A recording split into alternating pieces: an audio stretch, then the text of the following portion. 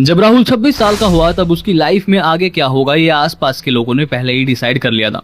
घर पे उसकी मम्मी ने शादी के लिए बायोडेटा देखना शुरू कर दिया था। हर फैमिली फंक्शन में आंटीज बस एक ही बात करती थी, अगली बारी राहुल की है। सोसाइटी की नजर में राहुल एक परफेक्ट मैरिज मटेरियल था। अच्छी डिग्री थी, स्टेबल जॉब थी, अच्छी सैलरी थी, मतलब ट्रेडिशनल स्टैंडर्ड्स के हिसाब से वो बिल्कुल रेडी था। बस एक प्रॉब्लम थी, राहुल खुद इंटरेस्टेड ही नहीं था। ऐसा नहीं था कि उसे प्यार से प्रॉब्लम थी या फिर वो एंटी सोशल था।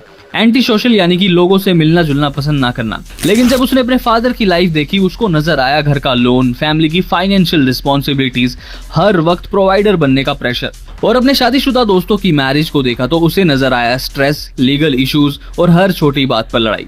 तो उसने खुद बैठकर हिसाब लगाना शुरू किया। उसने अपनी जनरेशन की रियलिटी देखी, महंगा होता अर्बन लाइफस्टाइल देखा, एक्सपेंसेस देखे, एक्सपेक्टेशन देखी, और उसे लगा कि जो ट्रेडिशनल ड्रीम उसे बचपन से दिखाया गया था वो आज के टाइम में कई लोगों के लिए ड्रीम कम और बर्डन ज्यादा बन चुका है। और राहुल अकेला नहीं है, आज इंडिया के हजारों लाखों यंग मैन इसी कंफ्यूजन से गुजर रहे हैं। ये लोग शादी को या तो कंप्लीटली अवॉइड कर रहे हैं या उसे डिले कर रहे हैं। उनके लिए सिंगल रहना फेलियर की निशानी नहीं है, बल्कि एक कैलकुलेटेड डिसीजन या स्ट्रैटेजी बन चुका है। आज की वीडियो में हम राहुल की स्टोरी के थ्रू समझने की कोशिश करेंगे कि आखिर क्यों इतने सारे मैन लाइफ के इस बड़े डिसीजन पर पॉज लगा रहे हैं और उनके दिमाग में दरअसल चल क्या रहा है। और अगर आपको लगता है कि सिर्फ राहुल जैसा सोचने वाले कुछ ही लोग हैं, तो नंबर्स कुछ और ही स्टोरी बता रहे हैं। इंडिया में मैरिज का लैंडस्केप धीरे धीरे चेंज हो रहा है। गवर्नमेंट के डेटा से भी ये ट्रेंड दिखने लगा है कि पहले के कंपैरिजन में ज्यादा यंग लोग लेट 20s तक अनमैरिड रहने का चूज कर रहे हैं। सबसे इंटरेस्टिंग बात यह है कि नेशनल स्टैटिस्टिकल ऑफिस के डेटा के हिसाब से 15 से 29 एज ग्रुप में नेवर मैरिड कैटेगरी में आने वाले मेल्स का परसेंटेज 2011 में लगभग 20.8% था, जो 2019 तक बढ़कर करीब 26.1% हो गया। सिंपल लैंग्वेज में समझो तो पहले जहां सोसाइटी एक्सपेक्ट करती थी कि लड़के अर्ली 20s में ही शादी कर लेंगे, आज काफी लोग उस डिसीजन को पोस्टपोन कर रहे हैं या उसके बारे में दोबारा सोच रहे हैं। इसका मतलब ये जरूरी नहीं है कि हर अनमैरिड आदमी शादी के खिलाफ है। कई लोग पहले करियर बनाना चाहते हैं, फाइनेंशियल स्टेबिलिटी चाहते हैं, या बस सही टाइम का वेट करना चाहते हैं। लेकिन एक बात क्लियर है, ट्रेडिशनल टाइमलाइन बदल रही है और मैरिज को लेके प्रायोरिटीज पहले जैसी नहीं रही। सिर्फ इतना ही नहीं, शादी की एज भी धीरे धीरे ऊपर जा रही है। पहले एक टाइम था जब 24-25 साल तक लड़कों की शादी ऑलमोस्ट एक्सपेक्टेड मानी जाती थी, लेकिन आज रियलिटी काफी अलग दिख रही है।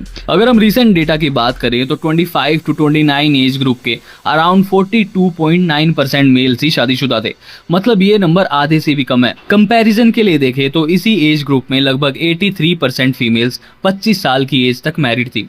ये एक नोटिसेबल गैप दिखता है कि एवरेज तौर पर मैन शादी को पहले के मुकाबले ज्यादा डिले कर रहे हैं। अब इसके पीछे रीजन अलग अलग हो सकते हैं, करियर पर focus, financial goals, better partner compatibility की सर्च, पर्सनल फ्रीडम या चेंजिंग सोशल प्रायोरिटीज।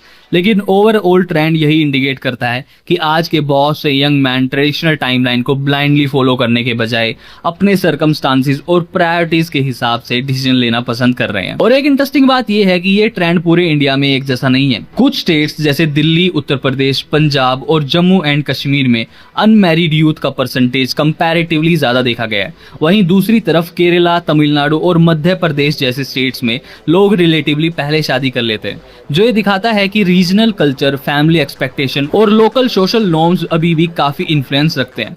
अब सवाल ये है कि ये नंबर्स इतने इंपॉर्टेंट क्यों है? सबसे बड़ा रीजन है करियर और फाइनेंशियल स्टेबिलिटी। आज काफी यंग मैन पहले अपनी एजुकेशन कंप्लीट करना चाहते हैं, अच्छी जॉब सिक्योर करना चाहते हैं और फाइनेंशियली स्टेबल बनना चाहते हैं।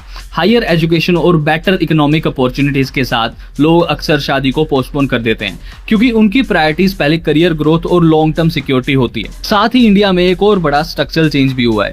पहले के कंपैरिजन में कम उम्र में शादियां काफी हद तक कम हुई हैं। बचपन या टीन एज में होने वाली मैरिजेस का डिक्लाइन एक ब्रॉडर मॉडर्नाइजेशन ट्रेंड का हिस्सा है। इसका नेचुरल रिजल्ट ये है कि एवरेज मैरिज एज धीरे धीरे लेट 20s की तरफ शिफ्ट हो रही है। तो जब हम देखते हैं कि आज के बहुत से यंग मैन 25 या उसके बाद भी अनमैरिड है, तो उसका मतलब ये जरूरी नहीं है कि उन्हें कमिटमेंट से प्रॉब्लम है।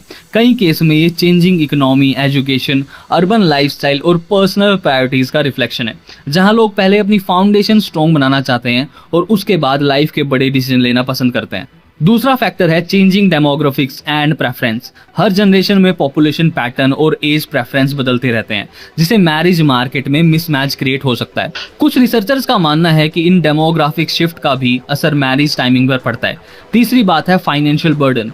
आज एक अर्बन वेडिंग से लेकर घर बसाने तक का खर्चा बहुत बढ़ चुका है। शादी सिर्फ एक सेरेमनी नहीं बल्कि कई लोगों के लिए लॉन्ग टर्म फाइनेंशियल कमिटमेंट बन गया है।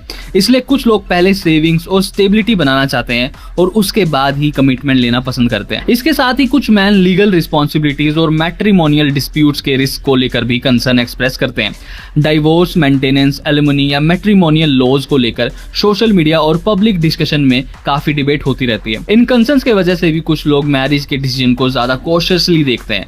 लेकिन ये याद रखना जरूरी है कि हर मैरिज या लीगल डिस्प्यूट ऐसा नहीं होता और एक्सपीरियंसेस हर कपल के लिए अलग होते हैं। लेकिन जो आसपास होते हुए दिखता है वो इंसान को थोड़ा कॉशियस जरूर बना देता है। एक और बड़ा चेंज प्रायोरिटीज में आया है। पहले सक्सेसफुल लाइफ का मतलब अक्सर शादी और फैमिली माना जाता था। आज कई यंग मैन पहले अपना career, personal growth, travel, financial independence और मेंटल पीस को प्रायोरिटी देते हैं। उनके लिए शादी लाइफ का कंपलसरी माइलस्टोन नहीं है बल्कि एक ऑप्शनल डिसीजन है जो वो तब लेना चाहते हैं जब वो खुद रेडी फील करें। अर्बन एरियाज में रिलेशनशिप को लेकर भी माइंडसेट बदलता है। कुछ लोग कंपेनियनशिप को इंपॉर्टेंस देते हैं लेकिन ट्रेडिशनल मैरिज के बजाय दूसरे रिलेशनशिप मॉडल यानी लिव इन रिलेशनशिप या डिलेड कमिटमेंट को प्रेफर करते हैं। साथ ही डिमांडिंग जॉब्स और वर्क लाइफ स्ट्रेस की वजह से भी कई प्रोफेशनल्स को लगता है कि वो इमोशनली और फाइनेंशियली तैयार होने के बाद ही शादी करें। एजुकेशन भी एक इंटरेस्टिंग रोल प्ले करती है। आज ज्यादा लोग अपने जैसा एजुकेशनल बैकग्राउंड और करियर प्रोफाइल रखने वाले पार्टनर की तलाश करते हैं।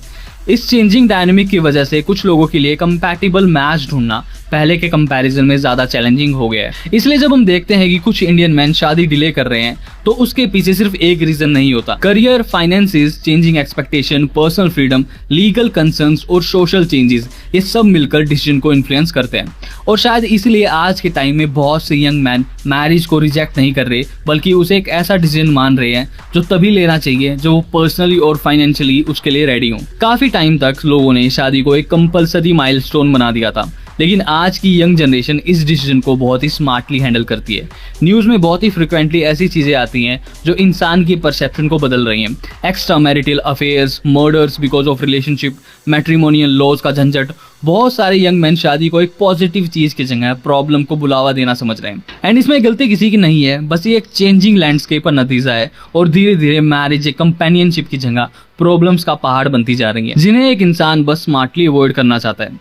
So this it for this video guys. मैं मिलता हूँ आपसे अपनी अगली वीडियो में ऐसे ही किसी इंटरेस्टिंग टॉपिक के साथ जो आपको स्मार्ट बनाए, जो आपकी लाइफ में कुछ वैल्यू ऐड करे। तब तक के लिए good morning, good night, good afternoon, whatever suits the best. Bye bye.